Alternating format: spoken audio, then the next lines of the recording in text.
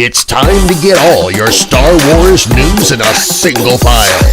From Fantha Tracks TV, this is Good Morning Tatooine! Good morning, Tatooine indeed. We're back once again with your weekly Star Wars and Lucasfilm news. I'm your host, Brian Cameron, and with me in disguise is my co-host, Mr. Paul Naylor. How are you, Paul? Hello there. I'm very well, Brian. How are you, mate? Yeah, I'm really good. I've had an interesting work week, so it's been fun. Yourself? Yeah, one of those weeks where there's just lots of bits and niggly bits going on because I've got a trip coming up and I'm sort of like leading up to that and getting everything done out of the way. So yeah, it's been a little bit fragmented, shall we say, but fun, all done, all good. Lots of Star Wars in the news. Should we I see hope what so. we've got coming up in the show? Yeah, let's do it. So on tonight's show, first up, we'll be discussing the sad news this week that the movie poster legend Drew Struzan has passed away. Oh no. And then Mia Goth on Star Wars Starfighter. It's really intense, but I love it. Wall Street Journal magazine, they've been talking with George Lucas and Mellody Hobson about the Lucas Museum, and it's been described as stepping into George's brain, so we'll be doing that a little bit later in the show. Hopefully not during his Howard the Duck phase. Star Wars Eclipse is still very much in production. We look back at the production of this game and whether it'll ever actually emerge. But yeah, good stuff. Jeremy Allen White is on the media tour at the moment. He was on Graham Norton on Friday night here in the UK, but he's also been on Good Morning America, and he's been talking about playing Rota the Hutt in The Mandaloran and Grogu, and he thinks it's going to be really fun, so we'll be discussing that. And then Mary Elizabeth Winstead on Harrison Dula in Ahsoka Season 2. I'm in this season a bit more. Wow, that reveals a lot, doesn't it? It does. We'll be discussing what that could potentially mean in the last bit of news on the show. But we'll also be recapping and reviewing Andor Season 2 as we've reached the final episode of the season, episode 12, called Jedha, Kyber, Erso. In our deep dive segment, the Death Star cometh. The last time the Death Star is going to be cometh, Paul. Sad. Well, certainly on Andor. But yes. We have ideas. Can it come one last time? All may be revealed later in the show. Stay tuned. Stay tuned indeed. Mr. Newbuild's in the chat as well. Darth Naylor. No. I was Obi-Wan Smouldering Kenobi or something like that. Anyway. If you're watching along live, let us know your comments on the news as we discuss it. We'll include as many of your comments in the show as possible. And again, when we're reviewing Andor as well, I want to hear your thoughts on everything Star Wars this week. Should we get straight into the news, Paul? Go for it, Brian. Let's have a look. Let's see what we're discussing first. Sad news of the week. The movie poster legend Drew Struzan has passed away. Iconic work is, the word that just goes with Drew Struzan and his work, not just only in Star Wars, but across so many films. Indiana Jones, Blade Runner, E.T., Back to the Future, even the more recent than Harry Potter. And as Mr. Newbold described there, a fixture of many of our childhoods. And I reckon all of us at some point have probably had his artwork up in our bedroom walls. Absolutely, yeah. He's going to be so missed. I mean, he got such a recognisable style, and the way that he would sort of overlay sort of what effectively would look like more in the distance characters in front of like the, giving weird perspective like there. But he'd got such a great eye for picking the right still, because what he would do is, we've seen him working, he'd have a still and then he'd be sort of doodling along to that still. But he got a great way of compositing the right image to go with the other images to create the poster. Such incredible stuff. And he has probably, to a great extent, sort of given other people the idea of how to do these movie posters, because there's others that have tried to sort of imitate, and I suppose that is flattering, isn't it? But they've never quite reached the dizzying heights of Drew. But he did sort of create the impactful film poster. He was like to posters what John Williams was to the Star Wars music. Yes. Integral, totally integral. Yeah. Yeah, really sad news. And, we're losing so many of these greats now just because, we're almost at the 50th anniversary of the films. And a lot of these guys were young guys when they first got involved in making Star Wars. But we're all getting older. I'm a year older this coming week. I become a year older. So please tell more. When is it? 23rd. Which is that? 23rd. Thursday, I think. Thursday. Yeah. Yes. I'll send you a very, very early happy birthday message from the airport. I got an early birthday present this week, by the way. When we're talking about ages and birthdays and so on, from a very good friend, one of the Fanta Tracks team, Mr. Paul McHugh. I got the Emperor. Can you see that against the reflection? Yeah. Got two of them, two sizes. I don't know. You wait months for an Emperor Coke can and two come along all at once. Look at that. It is wonderful. I just have to see if this works. I just go. Unlimited power. Oh See? dear. Don't drink too much Coke, kids. Yeah, don't go for the sugars. I have my diabetes checkup, so like I'm at the point like I'm gonna have to like not drink this until after. You can't cheat it that much. Well, see, right, okay.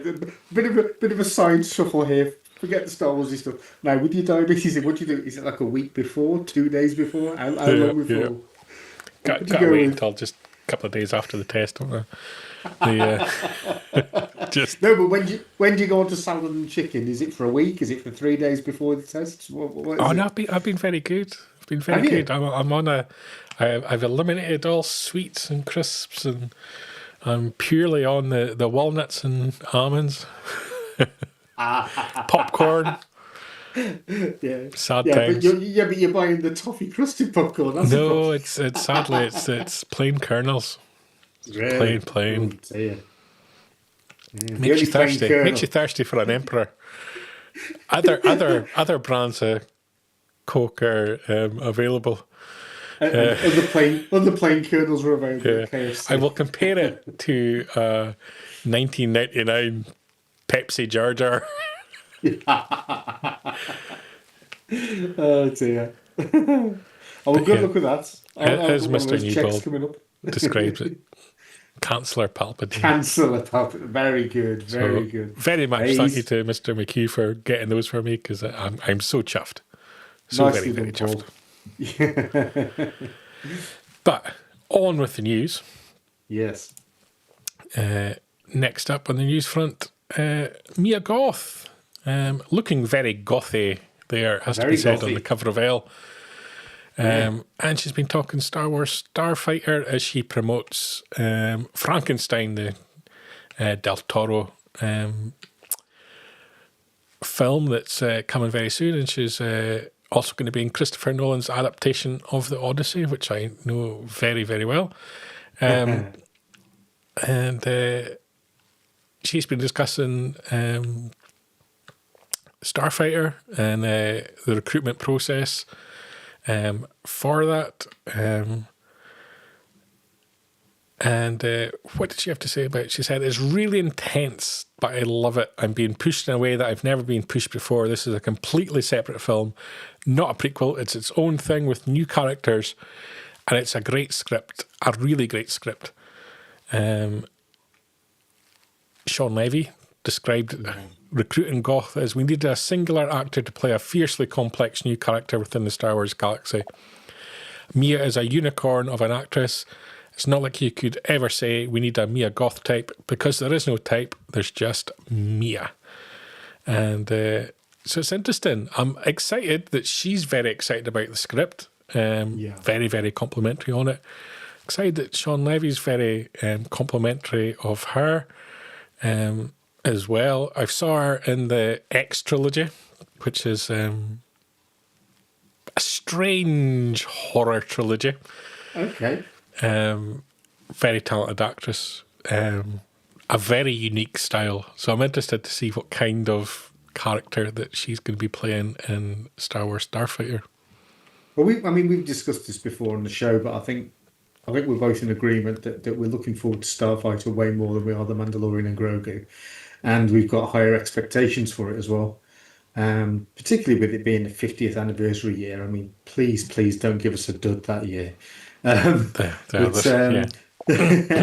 But she has got a very sort of she got some presence there. Let's say that at least, hopefully they've given her a character that she can get her teeth into and sort of really give us something dramatic and something that we'll yearn for more of. It, like anything, they'll say it's a standalone film. Say it does 2 billion. That'd be great, wouldn't it? Say it does 2 billion at the box office. They're not going to leave it at that. There'll be more. So standalone until it smashes it out of the park. I believe you're correct. So I'm going to leave it at that. I was off to say something else, but I'm not going to say it. I'll get in trouble. I think you'll be pleasantly happy if it's successful, that there will be avenues for them to bring it forward. Excellent. So that's what I say. Yeah. Mr. Booker, you'll be deported from Scotland eating all that. Paul was very tempted to send me Leah instead. To that, I just say that's the official Leah symbol, isn't it? As Carrie would say, yes. Mr. Evil, Colin Brown, say what you think. I'm on good behaviour this week. When you follow that up with You want me to say what I think? Oh, you'll regret saying that. Save it for the outtakes. I'll save it for George Lucas. George Lucas can say what he thinks. Yes. Next year, we're all going to be stepping inside George's brain. I call it his wife, Mellody, as we enter the Lucas Museum.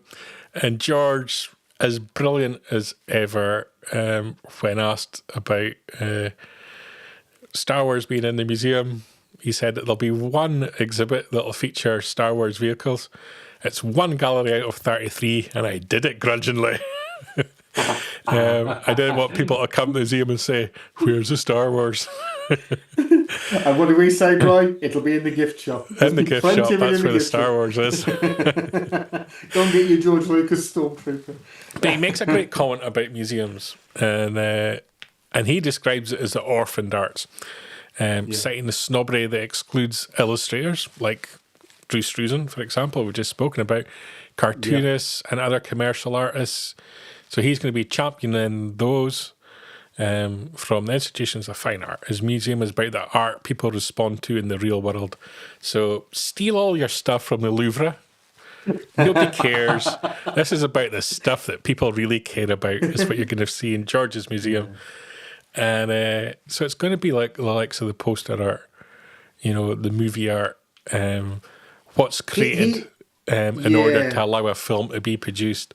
It's comic book art. He's a massive collector of comic books and comic book art. And because he bought some artwork that I was trying to buy, and I was grudgingly lost out on it. And I was very upset at the time, because I was told that someone else had come into it and they were obligated to sell it to that person, even though the deal had been struck with me. And then I found out down the line it was George Lucas, so I was kind of, okay, you can let George buy the Star Wars comic book art. Could you not have that difficult sort of broken down marriage where he has it 5 days a week and you have it at the weekend? We should have done that, shouldn't we? So I'm just going to go to his museum. I'm just going to put a yellow sticky note on the wall next to it saying, "This was mine.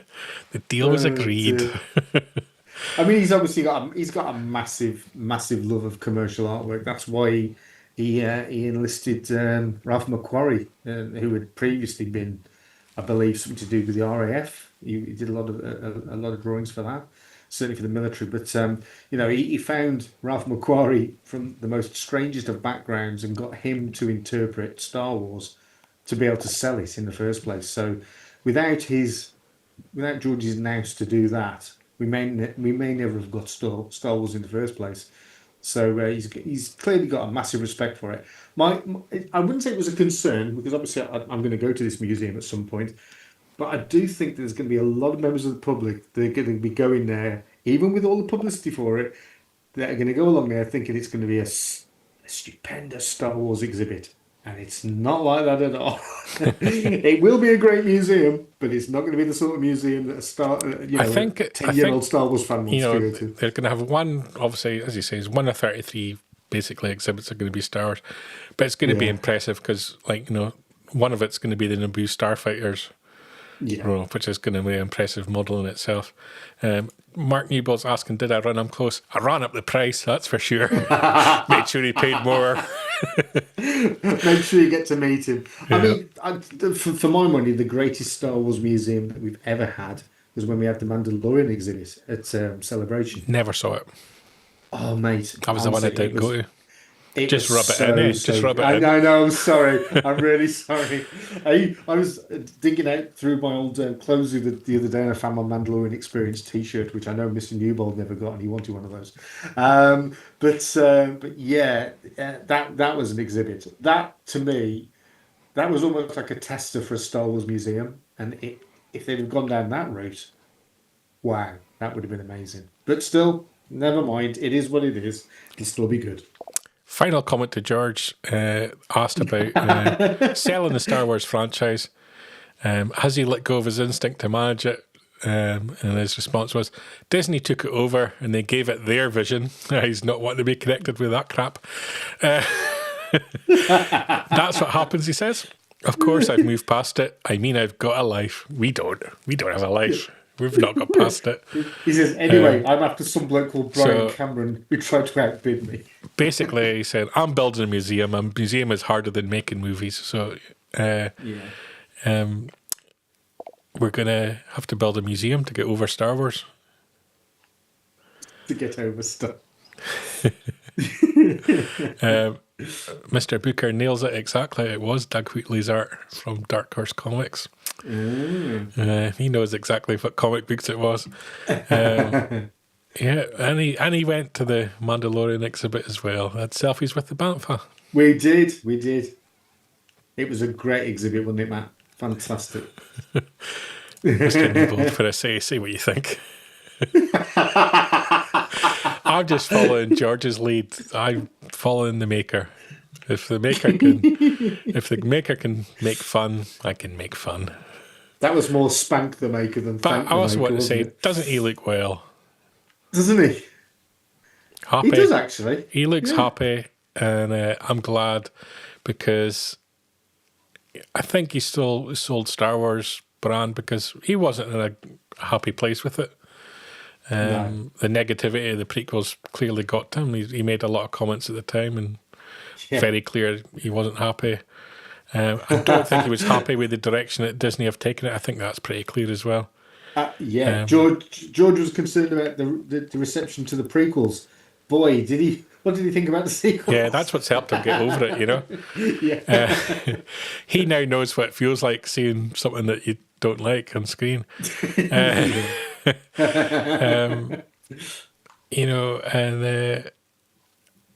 That's clearly helped him move on. I think the fact that it's so different from what his vision of what it should be, which is sad in a way.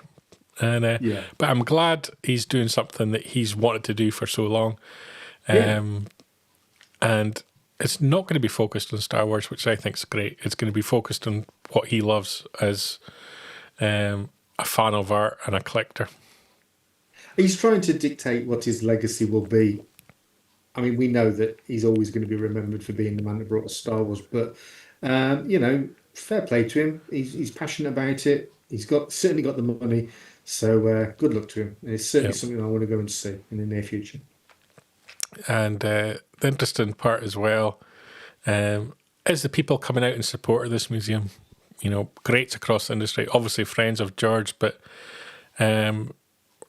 Martin Scorsese doesn't come out and pass comment just because, George, could you help us out and pass a comment about my museum? No, Martin Scorsese does what he wants. And he'll be glad there's only one exhibit of Star Wars because he's not a big fan of Marvel films either, is he? All that big budget rubbish. Doesn't want that in the museum. Wasn't that in that Ricky Gervais awards ceremony that time? He was going mad about it then, yeah. Bless him.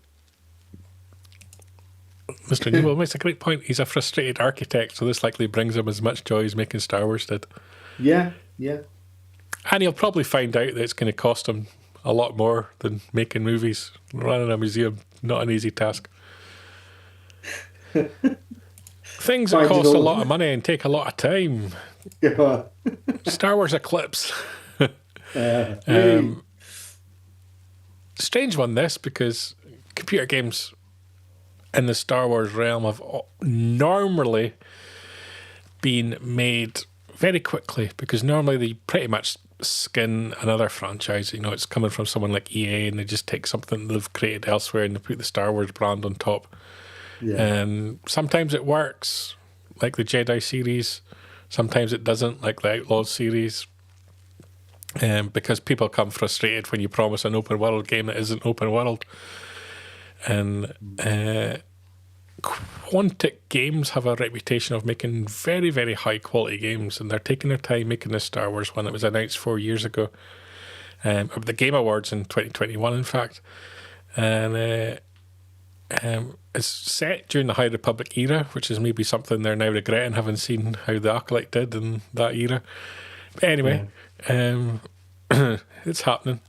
And their founder, David Cage, was asked about its continued development.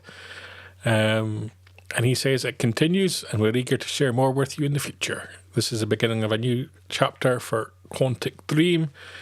And just to place all this in context, a lot of controversy around Quantic Dream's founder, David Cage. There's been a number of legal cases and making lots of various incendiary claims, and we'll leave it at that. People can look into it. He's got should some they wish. That, I know a lot of people don't want to cover Star Wars Eclipse because of some of the comments attributed and behaviours attributed to Mr. Cage. Yeah. We're going to cover it from a Star Wars news perspective and allow people to make their own choice as to whether they purchase the end product. Yeah. But should we look back at what the trailer was back 4 years ago? Because it was an interesting trailer, Paul. So this is a trailer from 4 years ago. Okay. It is, yes.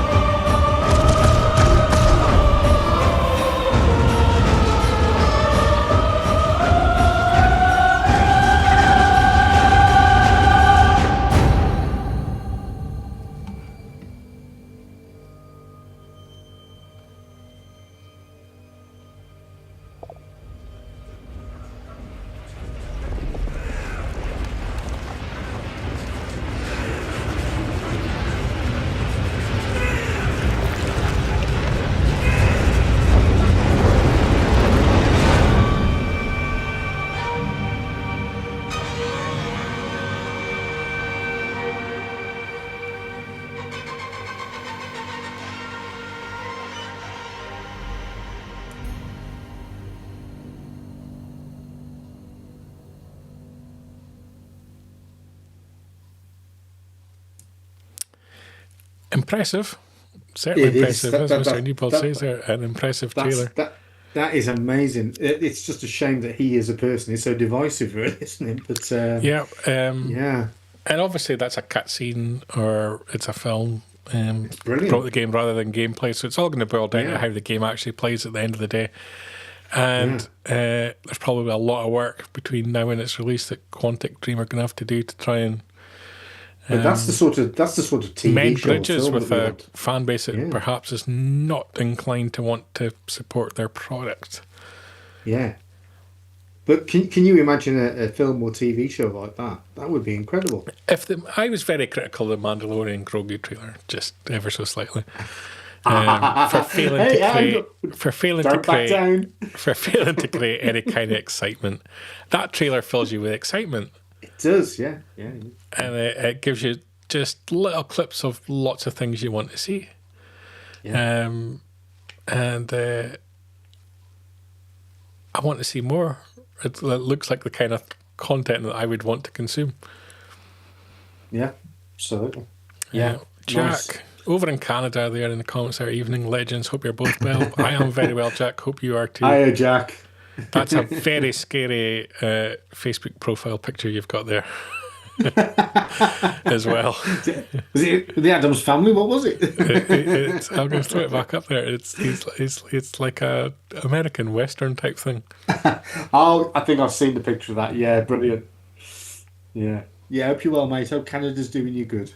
Yeah, keep the border safe. Don't let the Americans north. Mark is up again. Oh dear, poor Canada. Have that on your border. At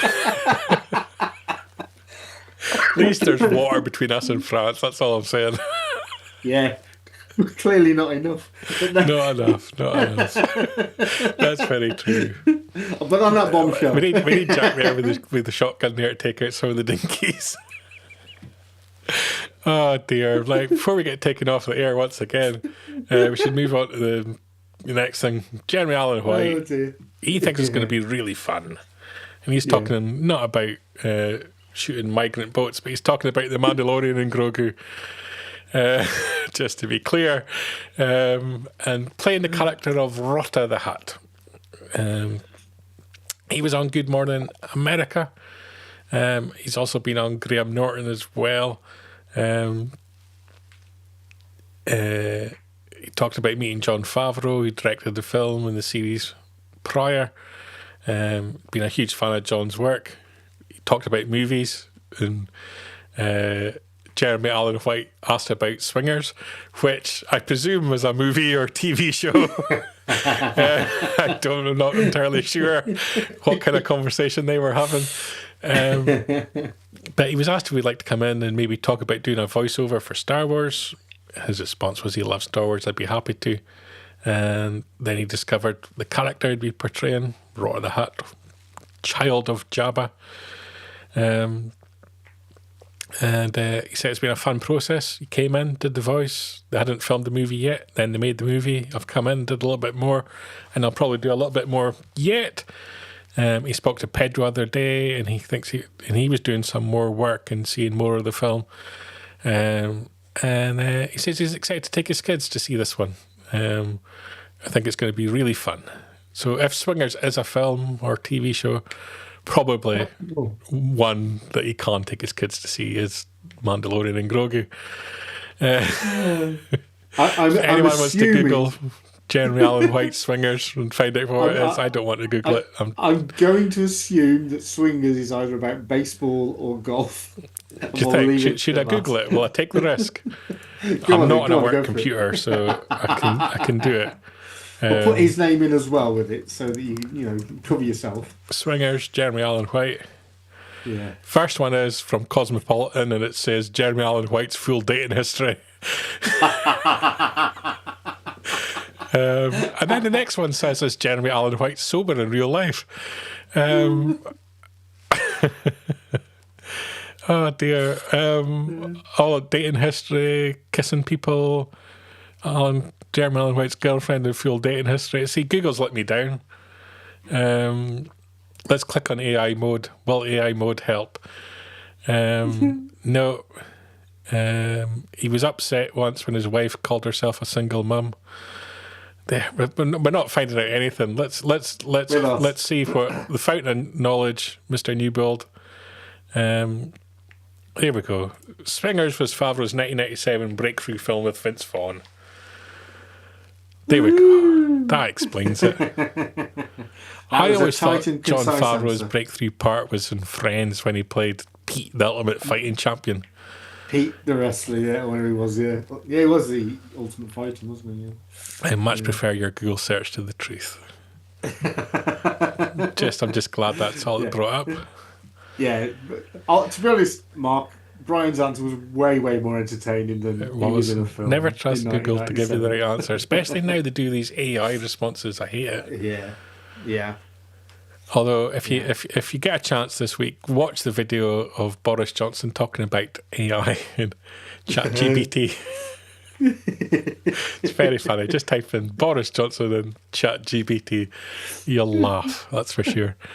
Is it a genuine thing or is it an AI piece of work? It's a genuine thing. It is a genuine thing, right? He just has a very, very funny way of saying AI and ChatGPT. If I could find it, could I find it? Could we play it? Can we play Boris Johnson live in the show? Why not? Let's try. Let's see if I can find it. A little bit of politics. You might be able to hear it. I don't think I'm going to be able to show you it. Absolutely. Use ChatGPT. ChatGPT. I love ChatGPT. I love it. ChatGPT is fantastic. ChatGPT. It's just so funny. Boris. There we go. We've gone full circle. We've gone to politics and everything. Should we get back on Star Wars and talk Ahsoka? If you like. As Mark says, thank goodness the show has no reels to come off. Mary Elizabeth Winstead on Hera Syndulla in Ahsoka season 2. She's going to be in the season a little bit more, which can only be good. 3 more minutes. Matt Booker, I knew you'd love it, Brian. It was Matt that sent me that. It made me chuckle. I saw it just before we came on air. ChatGPT. It's now how I'm going to describe it anytime anyone asks. ChatGPT. Mary Elizabeth Winstead spoke about Ahsoka season 2. She doesn't know what she's allowed to say other than that I'm in the season a bit more, which is fun. Because it's definitely not fun when you're not in it. But no. She's also in on the action, as you say, quite a bit more, which was great to have a Hera really kind of like, getting some stuff done. Yeah. So I'm not going to say much more than that, just because I've not been given my guidelines yet. So I'm going to leave it at that. But it was so much fun. I just finished it and it was an absolute blast. I loved every minute of it, so I can't wait for people to see it. Positive comments. Yeah, I'm definitely looking forward to this way more than I'm looking forward to Mandaloran and Grogu. Yeah, it's always good when an actor says they had fun making something. Because generally when they say they had a really rubbish time, ends up not being a great content. But you say that, but I mean, the behind-the-scenes stuff from The Rise of Skywalker, they look like they're having a great time. Yeah. Well, if you watch the director and the Jedi from the last Jedi DVD, definitely Mark Hamill wasn't having the best of times, was he? He looked so depressed, bless him. Oh dear. Yeah. Sad times. But obviously we heard from a few of the cast as well at Star Fury that we were at as well, so they were very, very positive about it. Talked about it being more of a action-based second season as well, so yeah. I mean, we've already heard potentially how it's going to break down. It just sounds like it's going to be a bit of a white-knuckle ride from about halfway through to the end. Yeah, so that is this week's news. We got through it without being taken off the air. We're on close this week, once again. But We keep trying. We do on keep it. trying. Should we now do a deep dive into politics and go into Andor? Yeah. What could One possibly last go time. wrong? What could possibly go wrong, indeed, as we head to the Death Star cometh. And this week on the Death Star cometh, we're talking Season 2, Episode 12, which was called Jedha, Kyber, Erso. I'm always careful how to say Erso being Scottish, because it could come out slightly wrong. I've got to say, that transition from the main show to this is so underwhelming. It's brilliant. It really is. It really is. But, the Death Star is cometh in silence. It creeps up on you, the Death Star. Silent but violent. like your Erso. Yeah. I was kind of confused by the title of this. I get it, because it's leading into Rogue One. But it was two episodes before where Clea was using this phrase where she was trying to memorise what Luthen had told her. She was trying to remember Jedha, Kyber, Erso. She was trying to remember it all. Would have made more sense for that episode to be named this. Yeah, I think that, if I remember, that had quite a sort of like bit of just a rubbishy title, really. Whereas, that would have made more sense. But, So let's get stuck into it. And we kicked off the show with clear evidence that despite having now been in the flat for hours, still not cleaned the windows. And the couple living upstairs, they're disgusted with their downstairs neighbours, they really are. She's got no window lead. They treat the place. They're trying to keep a nice flat, living their retirement out on the gleaming gem of the galaxy, the centre of the galaxy in Coruscant, the heart of the Empire, keeping the place looking nice, and they've got scumbags downstairs. Talking about scumbag robots like K2SO killed an innocent Imperial there, lying in his shuttle waiting for his team to come back from their ISB mission. Such a sad loss. Here they are in the filthy corridor, real scumbags that live downstairs, and they're ready to invade. That's how we left the last episode. Yeah. And headed towards the rebels' hideout. And pure Melshi, he comes out and is right in the firing line. And he kind of rushes back into the flat as ISB agents, or the ISB patrol moves forward. And panic has set in because they're trapped. There's no other way out of the trashy flat that they're keeping. Meanwhile, outside, the violence from a droid against humans. Shocking. And a droid wearing the Imperial insignia as well. He is. And kick to the ribs as well. Let's get hurt. Inside, because they're good people, the ISB, they don't want to kill people. Kind, considerate agents throw in a stun grenade to stun. And they knock out Melshi and Clea and Cassian. But, never trust a droid. He comes down the elevator and he's going to cause a lot of death and injury. ISB, they're watching, but they've lost comms. Things are getting stressed. He knows it's not going well. And there is a rebel droid trained to kill humans. This is what's going to happen with AI. You people be warned. I warned you. The Terminator will come true. And they'll use us like deflector shields like this. And this was probably, for me, the highlight of the whole of Andor. Seasons 1 and 2, what they did with this poor guy was brilliant. Shocking, Paul. Yeah. Shocking. I love it. Love it. Love it. As Chris said, Partagas was starting to sweat there. And interesting where his story went in this episode, quite unexpected. Andor, he's back on his feet. He's recovered from the stun blast. And but at the door is K2SO, who's said he's cleared a path. And the aforementioned Partagaz, he's in a real panic now as the rebels escape. Melshi, Karin, Clea there, and Andor and K2SO just walking. They're not in any hurry because they're scum. Well, don't rush. There he goes with his mean face on. Terrible. Look at all those lovely flats up above as well. I know. They got clean windows. Look at them. They got gleaming clean in the windows. sun. Yeah. Sad. Clea, she's hurt. She's stunned. And back on Yavin, Saw Gerrera is speaking with some members of the Rebel Alliance Council.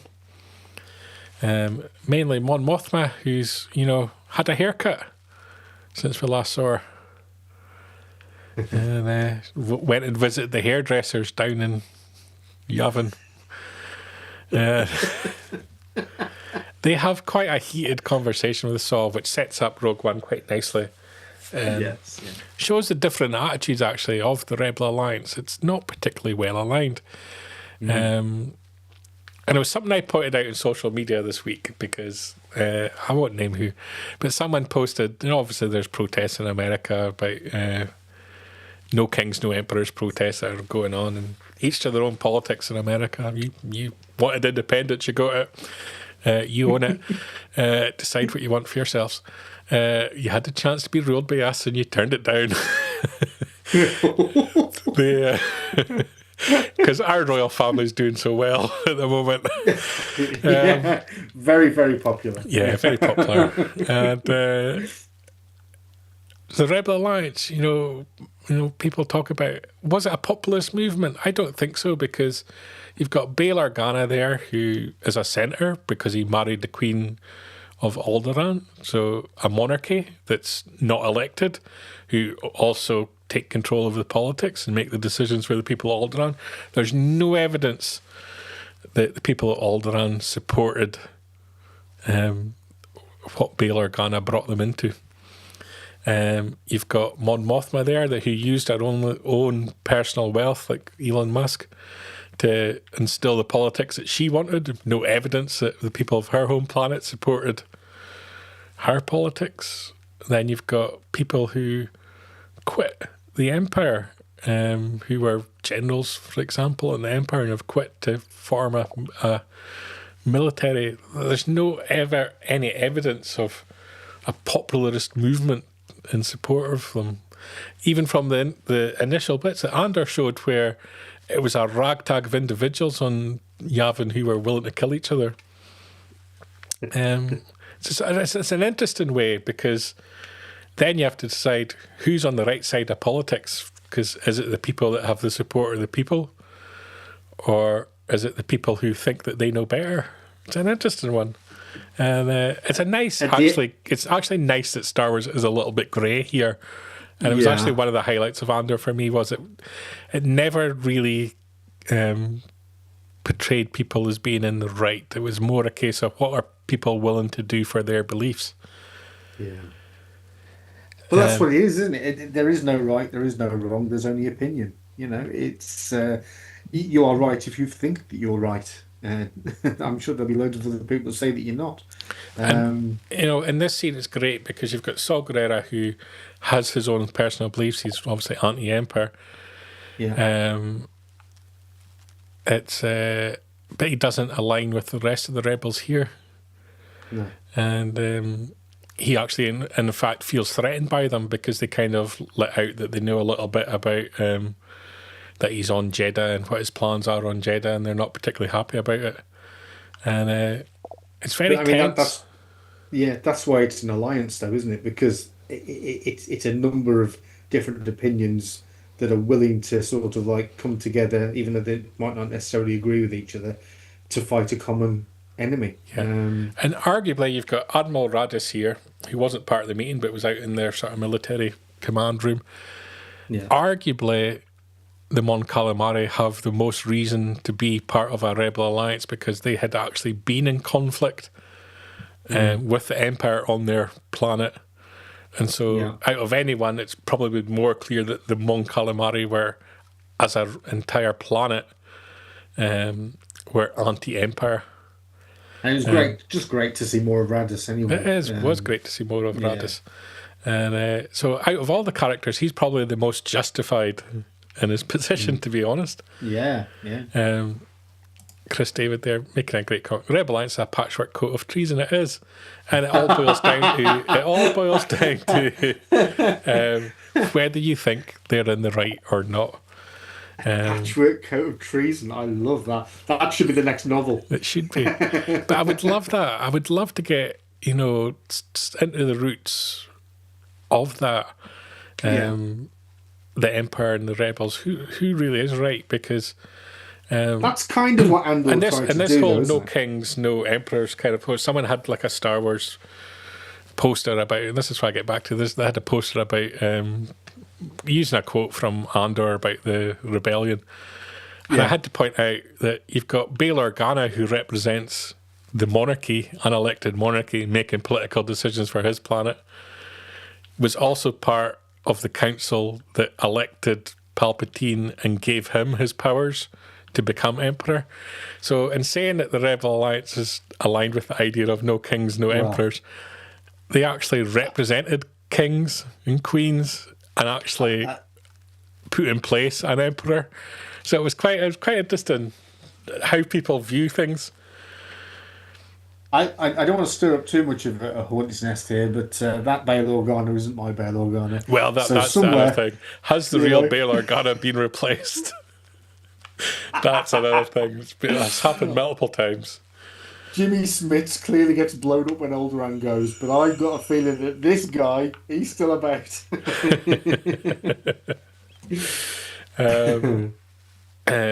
Cassian and crew, they come back to Yavin. Yeah. They get escorted in by the X-Wings because obviously they're there with no permissions. They're taken back into base. We get a little wave, which was quite funny from K2S. So he has his moments for a droid. Michael J. Fox. Yeah, he's out there with a limp, an unexplained limp. He was the only character who didn't really feel like he got any kind of closure. He had lots of threads. His druggy thread with Saw, his various other threads, it just didn't feel like they got closed off. So out of all the characters, I kind of felt like he got failed in the season finale. Yeah. And they come into land, and they're held at gunpoint. Clea's taken to the medical facility. Moshi and K2SO, they're placed under arrest. Andor's placed on house arrest. Not a very happy bunch of rebels to see them. He's brought in to see the rebel council. And we get fake Bail Organa. Fake Organa. Yeah. Who's only a political leader because his marriage to the Queen. Let's remember. Here's the thing, right? You've got years later, they're still calling Princess Leia, when one, she doesn't have a planet, so what's she a princess of? And two, they all know she's really Darth Vader's daughter, so she actually wasn't even a real princess. She should be stripped of her royal titles. It's a very, very common thing to do in this past week, but, you know. Oh, how art imitates life and vice versa. It does. It's strange how these things all connect. We live in the Matrix. And they have an interesting conversation actually with Cassian. It's a great scene, and we get all the main characters. Radis gets a seat back at the table. Get some appearances from characters we see in Rogue One. Sadly, there's no Paul McHugh in the background anywhere, just standing there as a rebel soldier, which would have been that would have been ideal. For continuity. He should have been stood just behind her. That's it. But he wasn't. And should have had an Emperor can of Coke offering it to her. That's what he should have been doing. Yeah.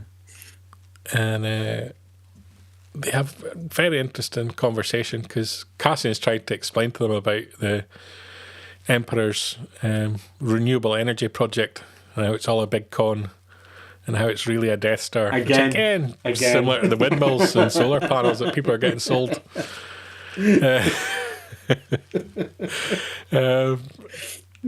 global warming, people? Is it just a secret way for all these governments to build their own Death Star? Well, I'll start the conspiracy here. You might suggest that, I couldn't possibly comment. And Cassian's words aren't really taken. Paul agrees he should have been in the scene. And Cassian's words aren't really taken at face value. They're a little bit suspect of what he's saying. And it's primarily because they didn't like Luthen Rail. They didn't like Luthen's politics in the way that he thought how the rebels should operate. Which is very interesting, because we then cut to Clea, who she's not happy being on Yavin either, because she knows that she's not welcome. She doesn't fit in with the ideology that these particular rebels have. Chris David asking, is she princess of the Alderani asteroid belt? Potentially, but she's not even a princess, because she's not even their daughter. She's a fake princess, and they still call her princess, and she still insists on it. She's just a liar. All those years. Princess. She's just a Disney princess. She's. What are you? If you're a daughter of a lord, because really she's the daughter of a dark lord. I don't know. Is it a Marquess? Marquess, maybe. Marquess. That's what I'll start calling her. Marquess Leia. Marquess Leia. Fake Leia. Who again puts herself in political power just because she claims to be royalty. Kings and emperors, people. Now look, you're really upset, Paul, if you carry on like that. Talking of upset, she's upset. She's lost the only person she trusts. Yeah. And she's on a planet where she doesn't trust any of them. Andor, he's been sent back to his quarters. And Mon Mothma, she meets with her sister, who makes an distant return. And they talk a little bit about Luthen. They talk a little bit about the Death Star and what Luthen was willing to sacrifice himself for the greater good. When I say the greater good, it always reminds me of the Simon Pegg film. The greater good. The greater good. Hang on.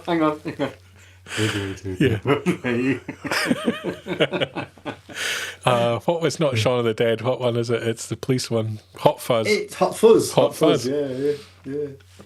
Great scene. I enjoyed this scene. I wish we got more of Mon Mothma with her sister, to be honest, in this episode. Interesting dynamic. She's Greta Thunberg. Is that what you're saying? Yeah, pretty much. That's what I'm saying. It's all being sold as a fake energy project. Andor meets once again. He doesn't get an ending. This is his ending, really. Yeah. And then we get the big connection, really, to Rogue One. The news that comes through that Tivik wants to meet with Andor, and only Andor. He's the only one he trusts. He's got news for him. And the rebels are now in this kind of awkward situation, is that they don't really want to involve Cassian, but they're kind of forced to, because is this Death Star information genuine? And the fact that he's now wanting to speak to Andor, they know what's happening on Jedha, they know what's happened on Gorman, it all starts to fit together. They're kind of backed into a little bit of a corner here. Mon Mothma's sister, she goes to see Cassian and they have a drink, because, why not? She actually tells him to go and see Bix. Effectively, give up the rebels, go and see Bix. And Cassian basically says no, because this is more important to him, really, and that involving Bix in this would risk Bix's life. So it's an interesting scene. Again, brilliant actress. Brilliant actress. Clea, she's kind of well enough to pull the cables out of her body and leave the medical bay into the night sky of Yavin. Lit up there. It's not very a secret base, is it? light pollution going on there. Come on, rebels. And as Chris spoke about a little bit earlier in the comments about Partagas as well, and I'm just scrolling back comments here. Unless it's Partagas his favourite character of Star Wars, full stop. The work on it must have done to flesh this character out. It's very true. And it's these characters who you would almost describe as side characters or background characters who the concept weren't central to what was going on, become incredibly crucial and front and centre. And we spoke about this with Claire having her own episode and previously. And really, he stole this scene here. And going on as we're watching the emotions in his face, he's listening to Nemec's call to arms. Yeah. Nemec, if we remember, was stealing civil servants' wages and ironically crushed by them and his attempt to steal them. You know, that the pure at heart rebel stealing the wages from school teachers and nurses. Shocking. What You're a twisted man, Cameron. You're a twisted man. Yeah. So, he had it on his Spotify. Yeah. He was listening then. And he's invited to go upstairs. Pretty much come upstairs and see Palpatine is basically we're going to discuss what's been going on with the ISB. Yeah, no, I'll leave it. And his response was, can I have just a little moment? And of course, sir, of course you can. And he just has a little sit down, a little glance up, a little sigh, reaches out and brings out his gun. And I thought they handled this scene brilliantly in the way that they captured it. Because we then cut outside the room and we've got the two troopers and the ISB. He's got more of a Han Solo blaster than he has a Stormtrooper blaster, so that's quite cool. Yeah. And we hear a little laser shot and the troopers sort of flinch and the ISB agent just puts his hand out there. Stop. Yeah. Then bows his head because he respected Partagas. But in the same hand, he knew he wasn't going to survive. And now he's going to go and tell the Emperor. He's going to go and tidy up now. Yeah. Actually, quite a touching scene, Paul, really. Yeah. Respectful. Definitely respectful. And as Chris says, so well played through the acting, emotion and nuance of that moment. I agree. I thought it was brilliant. Yeah. And this little moments like this was kind of the level of class that this show had throughout its 2 seasons, where a lot of other shows would have done this in a more grotesque, blunt kind of way, and this was done as Mark says here. This scene's so well played, just brilliantly well done, and that kind of shows the levels. And we've talked about can they make Star Wars like Andor like this again? Not in terms of budget, but in terms of skilled acting and skilled performances and skilled writing and direction. Yes, with the right people. Yeah, because there's little to no cost to this scene because it's a set that's been used countless times. Yeah, and just a very simple moment. Yeah, I think it can be done. It can be done on a much tighter budget. Some of the fan films that we've seen over the years, I mean, they've got no budget associated with them at all, yet they look stunning. So as long as you've got the right equipment. Some of them look dog awful. No. At least they try. Claire, she's left the medical facility. She's out for a walk about in Yavin at night, because there's no animals roaming the forest. Not like we did see that in earlier episodes. Be careful. And this was the scene where she suggested you go and see Bix, and he's like, "No, I'm going to have an affair with Jin instead." Yeah. Ironically, they were drinking. Could have been gin they were drinking. I don't think he strictly has an affair with Jin, does he? It's more of a sort of... it's almost like a brother-sister relationship. It's almost like he's missing that brother-sister relationship that he was so desperate to find that sister at the beginning of season 1 that, well, what happened to that? Yeah. Forgotten. Clea runs into her in the jungle, and they exchange jackets to keep Clea warm, and it's kind of nice that they met each other because they probably neither of them belong there. Yeah, that's a good point. And obviously, by the time A New Hope comes round, they've buggered off. Or they're in the background somewhere. Yeah, pretty much all of them have left. None of them appear. When it comes down to the fighting, they've all left.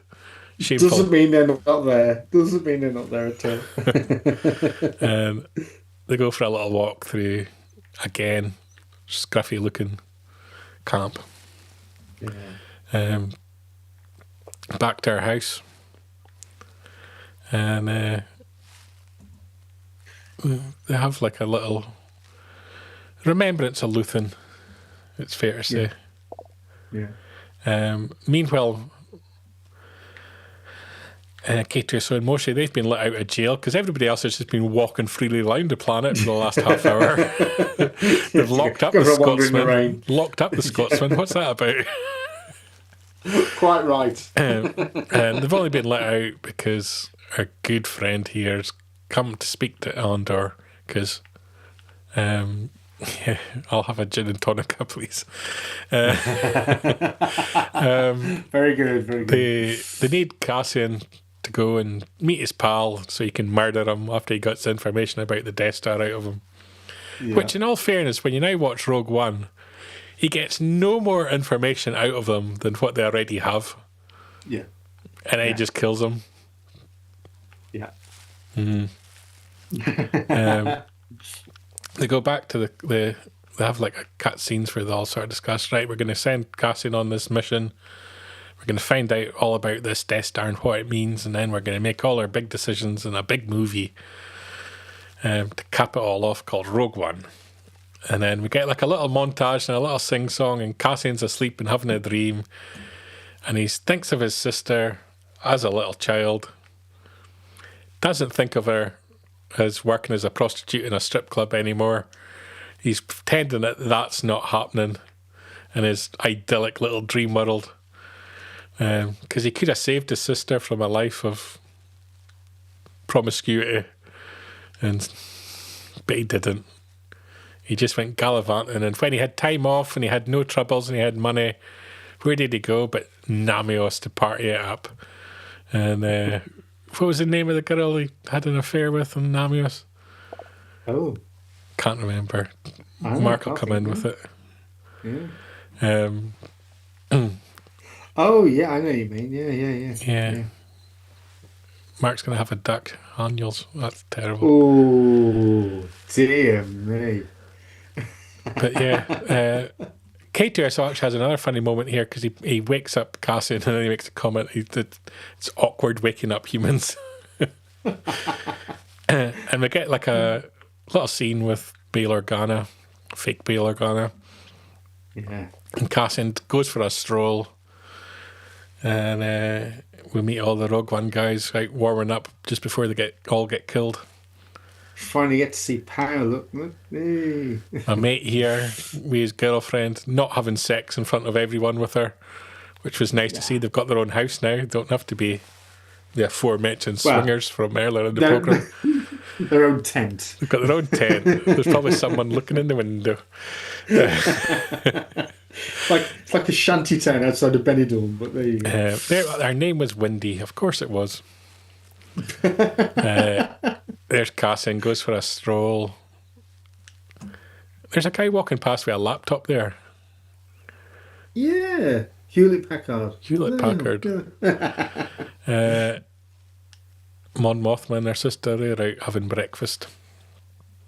With the and he troops. walks past and gives them a little nod. Yeah. The only good person showing any kind of good qualities throughout this whole program is the next guy.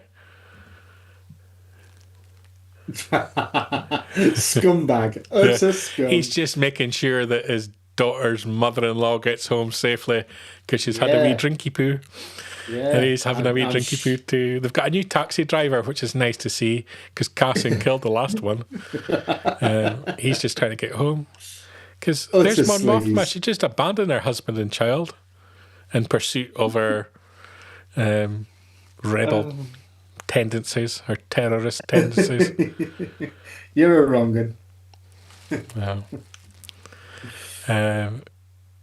Claire, she's still just having a little sleep. I don't know about her character. She doesn't belong there with the rest of the rebels. She doesn't fit in.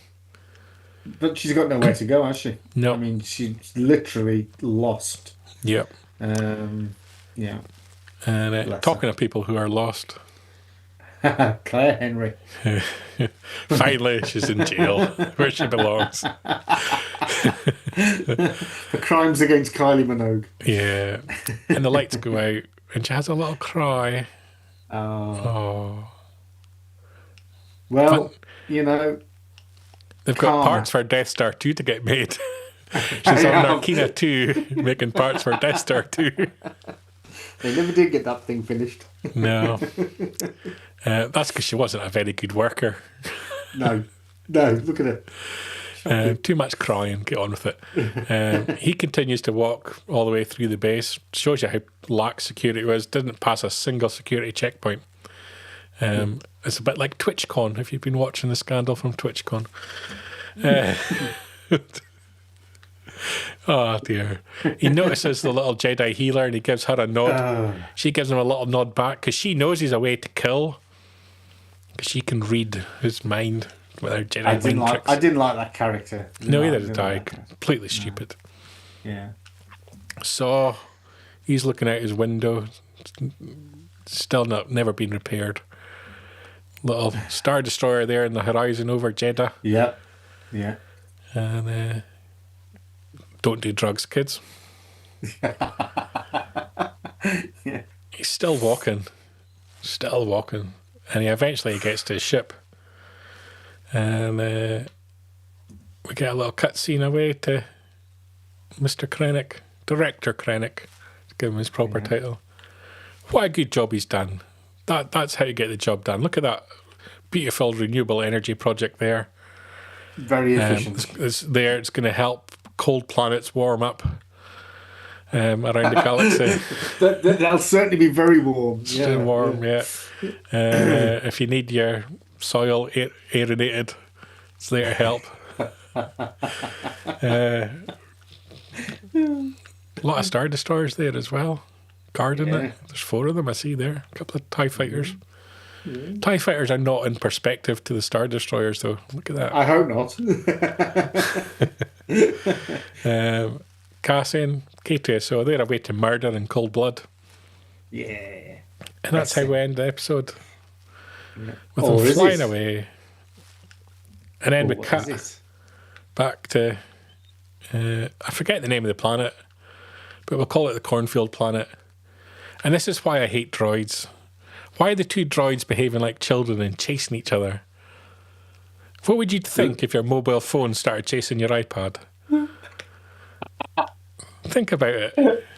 What kind of technology? What kind of technology would you accept that you've purchased to perform a task is chasing itself around? But B2 Emo can do no wrong.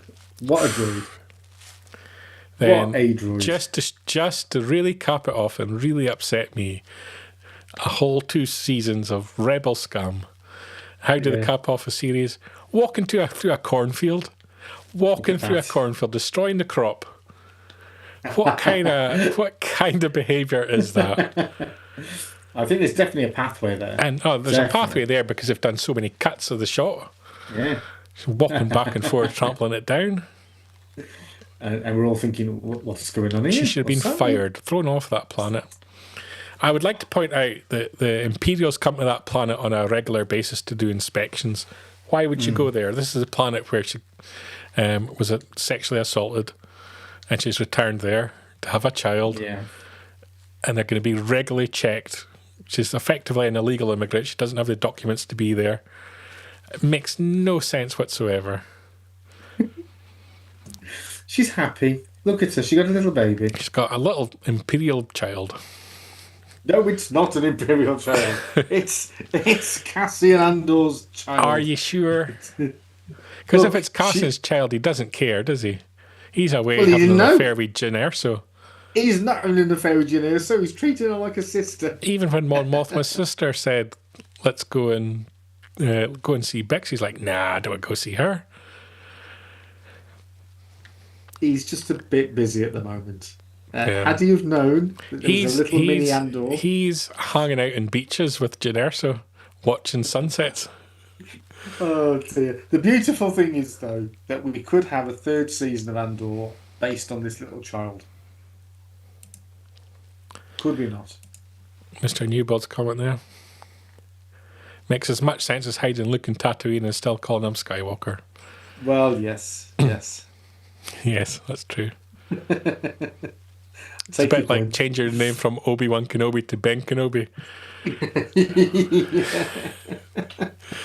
Not very good as these rebel people that going undercover is basically what we're saying. There's a trait here where Shreve Palpatine, he was very good at it. He was incredibly good at it, going undercover. Definitely. So that was the end of Andor. So we end the season with her willfully destroying crops that the Imperials have paid for, and she should be arrested and charged with destruction of property. Your take, Paul? Well, that's not my take, is it? What's your take then? How do you rate the ending of the series? I thought it was a beautiful ending. I didn't see that one coming because I thought it would end on the U-wing flying off to link neatly into Rogue One, but to have that, I seem to remember finding it quite emotional. Actually, it's quite unexpected that there would be. And it is offspring of Andor, not an Imperial officer. You don't know. Because there's been another crop. Because they've been away a while, so there's another season has come. So there's been another inspection. They're not all murderers and rapists in the Imperial Army, you know? I never said they were. She chose to go back to that planet, that's all I'm saying. Yeah, but I mean, we still got the unresolved situation about Andor's sister as well. I mean, he's been dreaming about her, but only as a child. Doesn't want to think of her yeah, as a stripper and prostitute. yeah. So I mean, as a MacGuffin, that just didn't do anything, did it? Well, So in Star Wars Starfighter, yeah, we've got Amy Adams playing the mother of a child.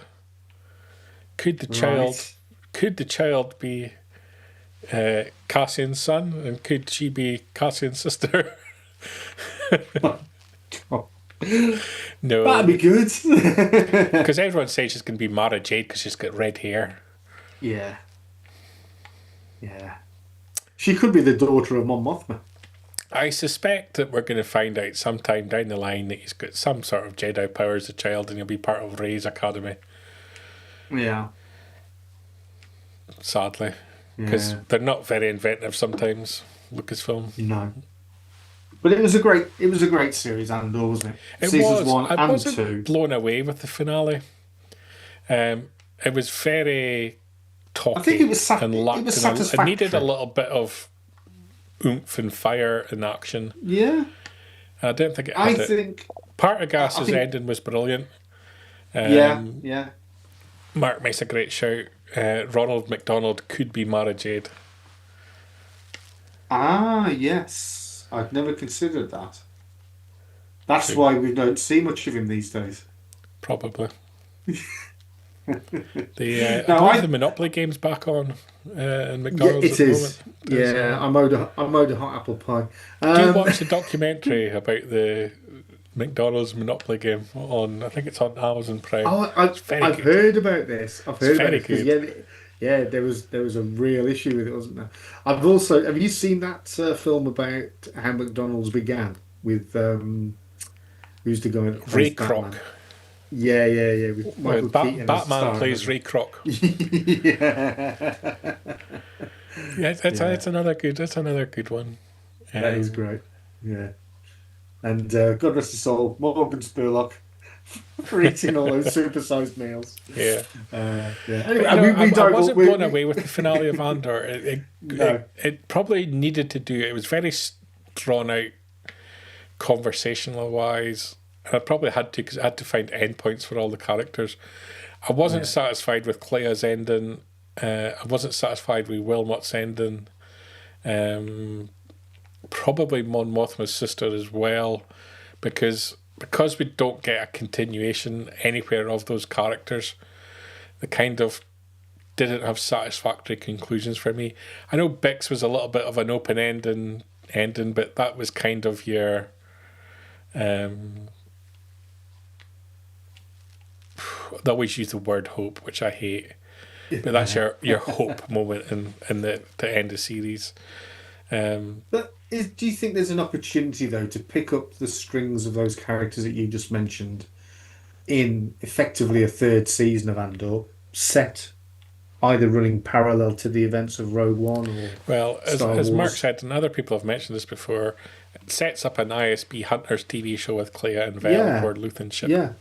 Yeah. But why would you be hunting down the ISBs? Because they've been performing their legal functions. Well, we could even see Claire Henry bust out of jail. You know what I mean, there's all sorts of things that could happen. But yeah, She could escape with Gollum. yes, because that would be great to bring him back. Yeah, I do think I would have loved to have seen what's Andy Sixty's character. I'd have loved to have seen that character again. I would have loved to have seen just a moment of the Emperor or Vader. Yeah, I feel that's what the finale needed was some kind of proclamation from the Emperor. Yeah, it's almost like punctuation, isn't it? It's like a boom, that's it. I mean, I suppose in a way, although it doesn't necessarily impact on the characters that you've listed, we get sort of closure in Rogue One. Yes. Certainly for Andor, the main character, and that's why, folks, our next show is going to be an analysis of Rogue One, because it is the natural sequel to Andor's seasons 1 and 2. Yep. So next Sunday you can check into our special, the very finale of the Death Star cometh, where the Death Star will come, and the Death Star will bring justice. Spoilers. The rebels will be dealt with. So get down to Blockbusters, hire yourself a copy of Rogue One. Yeah. Hang on. What I time's agree. out of mine? Mark's agreeing here as well. That, an Emperor Vader moment. It would have been nice. You saw the scene of Krennic overlooking the Death Star. Yeah, If Vader had just stepped in the camera and you just saw the back of Vader standing next to Krennic, or even Tarkin, I would have loved to have seen the Emperor do a Keir Starmer speech in Parliament at the Senate. You know, just come Release the sausages. No, just come in and be all mealy-moly and fucking just say whatever people want to hear, you know, because he likes getting people on his side. You know, criticising the rebels and the planets, you know, criticising Alderaan for betraying them, or criticising Mon Mothma and how they're going to have to bring action against these terrible rebels, and how he's going to move forward with his big energy project, his big beautiful energy project, or something like that, just to set the scene for Rogue One. And I think would have made sense for him to condemn Mon Mothma and condemn Bail Organa, and it could have been just a short scene. It would have been impactful. I agree. Rogue One was set up to a certain extent, but it wasn't quite there. I would have loved to have seen Tivik, whatever his name was. That would have been the Death Star thing. Yeah, that whole scene that would have been now good. doesn't make sense to me. No. We'll discuss this next week, I guess. But Yeah. it doesn't make sense to me because he didn't reveal anything they didn't already know. So why, when Andor goes back, do they suddenly believe him? Because it's not like he had evidence of what was said to him. So he was just repeating what he'd already said. I would have liked to have seen something towards maybe episodes 10 or 11 of season 2 of Andor, where you saw the relationship between Andor and Tuvok, so that there would be more of an emotional him payoff. to be in this episode, to be perfectly honest. Yeah, I did. Yeah, I did. And he's a great actor, so Daniel Mays in Andor would have made sense. So, would have made sense if we found out how he hurt his arm. Yes, yeah. Along with Wilmot's leg. Maybe it was the same incident. It was a massive game of Twister that went wrong. Yeah. So that's it. That's the end of the Death Star cometh. No more Andor. We'll watch Rogue One. We'll enjoy him dying. And the Emperor's triumph. Justice restored to the galaxy. You dangerous man, Cameron. Yeah, we all hoped that Tuvok would be in there. Very true. Yeah. It was an interesting choice. I actually think that they probably made the right choice not bringing in these extra characters because they needed all the time they had to give satisfactory conclusions to the rest of the characters. And I know I've criticised that some of them didn't really get an ending.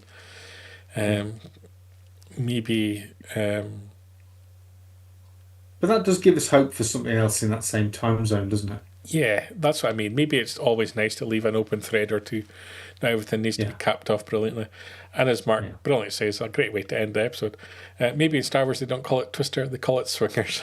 That'll be it. That's it. Tuvok and Wilmot having a game of Swingers. Along with Rot of the Hat. And Rot of the Hat did a bad move and hurt them. Tail to green 3. And on that bombshell, we'll call it an end for this week's episode. That's of the Death Star cometh. Let's go back to the studio. Back to the studio. Back to the studio indeed. Oh, look at that. That feels better. It does. Look at that. Everything's good in the world. Everything's good in the world. There's peace, justice, liberty, abundant once again in the galaxy. These rebels are going to get dealt with next Sunday when we deal with Rogue One. Yeah. I'm looking forward to it. Are we doing A New Hope after that? We should do A New Hope after that. Does the events of Andor and Rogue One affect A New Hope? The Death Star? It's a sad film, to be honest. If we do A New Hope, we need to do The Empire Strikes Back because goody. We need to see the Empire win at least once. Kick some ass. Kick some ass, indeed. And on that note, it's a good night from me. And it's a good night from him. Good night. Good night.